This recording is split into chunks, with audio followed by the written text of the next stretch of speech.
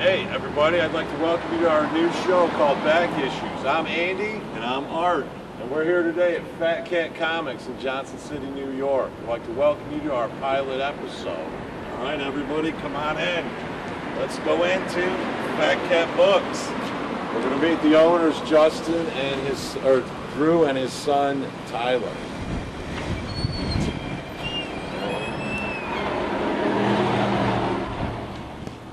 All right, welcome to Fat Cat Books. We're in Johnson City, New York. We're about to talk to the owners. This was our hometown store when Andy and I were growing up, and we want to welcome you guys. It's been a long time since we've been here, but we figured why not start out our show with our hometown comic shop. Let's go find and meet the owner.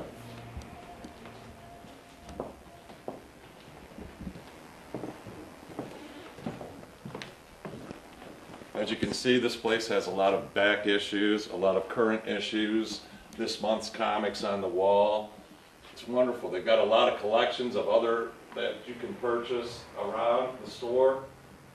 Just a wonderful thing. It's a new media and it's blowing up. And here's Drew. Meet you, Drew. I'm Andy. Nice to meet you. Andy, nice to meet you. Thanks for inviting us down to Fat Cat. Hi Drew, I'm Art. Nice Art, to meet you. okay, all right. Now we just want to know a little bit about your store here. How long you've been in this place? How long you've owned it, and all that. If you could tell us a little bit about that. Okay, so Fat Cat Comics, or rather Fat Cat Books was the original name. It's now Fat Cat Comics. And Fat Cat Books has been around since 1976. Oh, wow. And it's been located here in Johnson City for 44 years. Wow. About 10 years ago, there was a transition, and Fat Cat Books officially became Fat Cat Comics. The original Fat Cat Books was opened by Mr. Perry, and Mr. Perry had owned it for about 30 years. His main employee was Tana Lewis, and Tana Lewis purchased the store about 14 years ago. It's about right, 14 years ago, and renamed it Fat Cat Comics. So I am the new kid on the block. Nice. I purchased the store in December of 2020. So going forward, boldly in the middle of a pandemic, but believing that I could turn things around here. Excellent. And there used to be, if memory serves, there used to be a cat that used to be here when the original owner was here, but obviously we don't see that cat here anymore. No, there were several cats. Several cats. Well, awesome. Well, let's take a look around your shop. Let's see what you have on the wall. Okay, please feel free. Oh, this is spectacular. As you can see, everybody, he's got all these pretty rare comics up on the wall.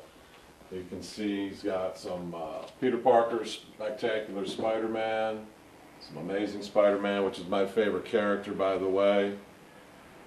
And some of these giant-sized comics, those came out way back in the early 60s and the late 70s. So it's a lot of memorabilia that comic stores provide right now. And over here on this wall, he has a lot of, I should say, very rare and, as a comic collector, beautiful condition comic books. As one he has up here, Tales of Suspense, unbelievable comic. Even though some of the comic covers may look a little disheveled or beat up, that just adds to their ambiance and it adds to their collectability, which makes collecting comics or anything so exciting and valuable, because you never know when you're going to walk into a store and find something that you need for your collection. I know I've done that a lot. I've done that plenty of times. I just came into this store a couple weeks ago to visit with Drew, and he had a comic that I've been searching for. What was it? Amazing Spider-Man, unless he sold it already. Drew, did you end up selling that Carnage? I did. That Amazing The Spider-Man? first Carnage, yeah, 361. Yeah, 361. Tell us how much it went for, because I know that with the Venom movie, Yeah, 300. 300 bucks. Yeah, and I sold before that the first Venom, which came out. That was for $825. Wow. That was Amazing Spider-Man 300. But I do have a couple of interesting books with stories on the walls. If you want to hear stories. Yeah, absolutely. Okay. So this one here, I'll start with over here. This is the first Iron Man Submariner. Stan Lee wasn't sure if Iron Man or Submariner could hold their own title. And so he did a trial where he gave them a kind of a twin one-shot together to see how it would do. It responded well, and the rest is Iron Man history, along with Submariner. His series canceled, but we know Iron Man, the first Avenger movie we had, and everything is history from there. This book over here is Tales of the Teen Titans, number 44. Why is it special? Everybody knows that Batman and Robin, they came together, but Robin grew up. And the first Robin became Nightwing. And this is the first time that he became Nightwing in a title, and he was no longer Robin. This is Dick Grayson, the original Batman of the 60s TV shows, and going back to the 1930s. Invincible Iron Man 55 was not a book known by many collectors for years, until about 10 years ago. And they introduced Thanos into the movie franchise. And all of a sudden, everybody wanted to know is where did he come from, who was Thanos, and all this and the other. And Iron Man 55 actually outprices Iron Man number 1. Wow. Oh, wow. Yeah, it goes for about $2,000. Holy cow. Over here we have Avenging Spider-Man number 9. That's also a book that's become a key. It was like a regular common issue, $5, $10. But what happened was Captain Marvel got her own movie. And this is the first time that Miss Marvel becomes Captain Marvel. And so now that's about a $200 book. Over here is a book with some history. And that's Fantastic Four, number 253. Now that book, again, nothing was happening, but the comic books and the movies and the television and Disney putting it together, it has taken characters that nobody has known before and put them on the map. In the TV show Loki, the main story goes around the TVA. That is the Time Variance Authority. And the main character is Owen Wilson. He's Mobius. Yeah. And in Fantastic Four, 353, Mobius makes his first comic book appearance, and this book in the past week has gone from $10 to about $150. That's amazing. That's fantastic. You got See, that's what movies do. That's what this new media does. Comic books are becoming the new thing again. And it's great for young readers. It's great for older readers like myself and Drew and Andy. It's just something that everybody can get behind. Anybody can find a hero and have a hero. My favorite guy is Captain America, and I've been eyeing a lot of stuff Drew has here in the shop. Really good stuff. But we'll talk about that after the show. But anyway, Drew, if we could ask you a couple more questions, like, Sure. do you remember what your very first comic that you owned personally? Yes, and I was going to bring it, and my son's bringing it in the process. Okay. But it's Luke Cage, number 1. Oh, And so that is, I guess he has his own Netflix series. Yes. So he's kind of known a little bit in the mainstream. But Luke Cage was actually the first African-American hero to get his own title in comic book history. And it's a real cool story. He got framed and sent to prison, and they did experiments on him, and he didn't volunteer for it. They just kind of threw him in there because they didn't like him, and then he got these powers, and he became the first hero for hire. So he was actually, he was one time a member of the Fantastic Four, he was a member of the Avengers, but they had to pay his rate so that he would, to be a hero. Eventually, he gets it. that's awesome. He understands what being a hero is like, and he becomes from hero for hire into a new name, Luke Cage, Power Man. And that's stuck with him ever since. So do you like the evolution that his character has gone through from your very first comic all the way through the Netflix series? Absolutely. Awesome. Absolutely. And do Awesome. you still own the original comic? I still do. Do you I remember still where do. you purchased it? It was given to me as a gift. Oh, nice. That's So even better. it came out either the year I was born or the year after I was born, so I was too young to collect it. Okay. But my cousins were in comics, and I was like, what are these cool things? Don't touch them! These are my comics, you know? And so I think somewhere along the line, my cousins about my age, they decided to go to a comic shop. And so my aunt said, well, pick whatever you want out. And so I picked out Luke Cage. Awesome. And so, been in love ever since. Now, do you still collect? I know you own the shop, but do you still collect like certain titles, like For your Iron own Fist personal or collection? For your own Absolutely collection? not. I listen. No. I love comics, and I consider the entire store my collection. Okay. And the reason I say absolutely not is because if I start collecting, about half this store will be in my house and not in the store where it belongs. So I still kind of collect because I buy things in the store that if it doesn't sell, that's okay. All Because it's kind of in my collection, but it's still available for sale. So yeah, my favorite read right now, because Luke Cage doesn't have a monthly title, is between Savage Dragon and Black Panther. Nice. Savage Dragon is a hilarious book. Almost no one knows about it. It's a lot of action, a lot of humor, and it's been written consistently by the same writer and drawn by the same artist since 1992. Wow. So yeah, That's we're going about 30 consistency, years. and that's what you want for a comic. And if you're a big collector and you're a fan, then that makes everything for you. That makes collecting comics worth it. So obviously you can see in this store that Fat Cat Books is just, for us, we're kids in a candy store, but our candy is comic books. Just walking in here brings back all sorts of memories from coming in here when it was located at the corner to now walking in here. I mean, it's just A lot of changes. awesome. A lot of changes. Yeah, some good changes too. You know that. But another question, Drew. Do you remember for your first? What was the name of your comic store that you went to? I mean, are you originally from here or?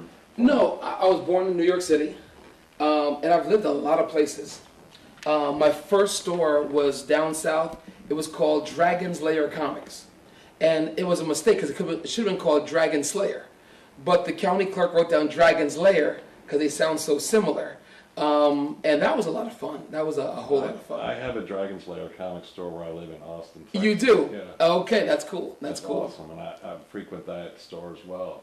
Yeah, so you can see that some of the names can be recycled in comic stores, but I've never seen a Fat Cat Books anywhere Right. else or Fat Cat Comics. That's true. So names and stuff, like you told us earlier, about the whole origin of the place is just awesome. It's history personified, and that's what we like. That's what we're here at Back Issue. That's what we're trying to find. That's what you people need to come out and see this. We want to talk about the history of these shops. I mean, we all mostly just come in here, chit chat with the employees, maybe talk to the owner for about 5-6 minutes, but we never really go in depth behind the scenes like we are here today. I mean, this is just, I could spend hours in here. I could just spend hours in here just looking at so much, reading stuff and talking shop with Drew all day. I mean, this is just fantastic. It is. It's our own. It's a candy store, but it's with comics. Now, do you know what made you get into comics? Have you always wanted to be a comic book owner, or? So my cousins, of course, being older than me, and being kind of like the role models of what was cool, and they introduced me to the G.I. Joe toys and things like that, and eventually comic books. I never understood or believed comics had a real value at all. So I collected from elementary school into high school, got to college, forgot about comics, chasing after women, and came back my sophomore semester. And I had a box of comics, and I just, a little something from home. Let me see if I can sell it, make a little money, go out on a date, or who knows, whatever you want to do. And I got to the store, and I put my box down. Do you guys buy? Yeah, we buy. And so as they're going through my comics, they're calling other employees to come look. Look at this, look at this. They're going through, wow, he's got this. He's got this. Wow, come here, look at this. And I don't know, the big deal. They were just my comics I collected. I had no idea they became valuable collector's items. And so I'm here thinking, and I'm looking on the wall. I'm saying, doggone it. That book is $100. I got that. And that book is $35. I got that too. And so they're going through the book, and there's about maybe 150 comics in the box. And he says, calm down. I can help you about maybe $50. And I said, oh no. Nice. The way that everyone reacted, I don't know what I have here, but it's something good. It's got to be more than $50. Exactly. and that let me know, wow, these comics have some kind of value. So still, it's still early in the market. The Wizard price guide, which was the standard for years, had not been published yet. So I got an Overstreet or something like that, and I was going through, and I began finding comics and buying comics. And in college, I discovered, this is crazy. Do you remember the multi-packs that were sold in like grocery stores, yes. and it came bundled together. They actually started redoing that again now in Walmart. That's correct, exactly. Yes. Oh yeah, I remember all of that. So at the time, they were selling these little multi-packs in the grocery store. I used to go across the street to the grocery store, buy the pack for $4, open it up, take it to the comic shop. He'd give me $20. Absolutely. So I began doing that every day until he discovered this guy went across the street, you know. And so from then I began selling comics, a little here, a little there, and I started in the flea market. And the flea market grew, and then I opened up a shop, and then that grew, and then I went into ministry for 20 years. Wow. 20 years of ministry. And I've always been self-supported by selling comics. I've never believed in manipulating people for money, so I've always believed in making my own support. That's awesome. And then one day I met Miss Tana. She was ready to sell. The timing was right. And I never thought I'd be back in comics again, but here we are. Yeah, we remember one of our fond memories of coming in here with Miss Tana is if you picked up a book and you opened it. Her rule, yeah. The rule was no reading the comic in the shop. You either buy it or bring it up to the register, or she'd hold on to it for you. But one of her golden rules was don't come in here and read the comics. And she's like, is that still one of your rules? Still? No, not at all. Not at all. You can flip through it and see. I want you to know what you're getting and buying. I will help you, but I'm not going to tell you don't read the comics. But I will tell you something that's really cool. If you wanted to get a closer look at this, there is an actual comic strip that got published by Chris Russo. He's a professional comic book artist, and it actually has the thing here where he's walking. Dr. Doom is walking into Fat Cat Books. Oh wow! And Tana is kicking him out for reading the comics. Yeah, that's awesome. That is See, fantastic. everything comes full circle. That is awesome. That is awesome. Now, before we leave, do you offer any sort of incentive programs for your customers? We want to thank Drew and Tyler for appearing on our Origin episode. If you see anything here that you like, that interests you, get a hold of these guys at myfatcatcomics.com. And if you're interested in being on our show, Back Issues, get a hold of us at backissues.com. We'll catch you guys on the flip side. These guys are the best. The Thank best. you. 100% the best. All right, later.